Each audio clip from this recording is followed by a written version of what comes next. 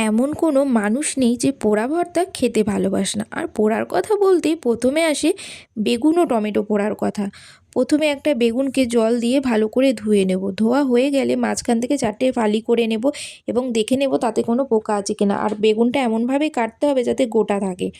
তারপর বেগুনটার গায়ে ভালো করে সর্ষের তেল মাখিয়ে নেব। তারপর উনুনে রুটি সেঁকা জালির উপর বেগুন ও ধুয়ে রাখা টমেটোটা দিয়ে পোড়া বসিয়ে দেব। তারপর বেগুন টমেটোটা ভালো করে উল্টে পাল্টে পুড়িয়ে নেব।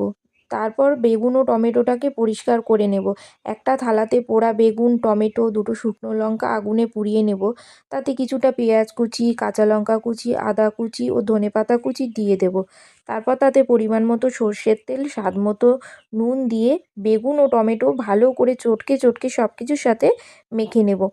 তারপর একটা বাটিতে ওপর থেকে ধনেপাতা ও কাঁচা সর্ষের তেল দিয়ে গরম রুটি বা ভাতের সাথে পরিবেশন করব।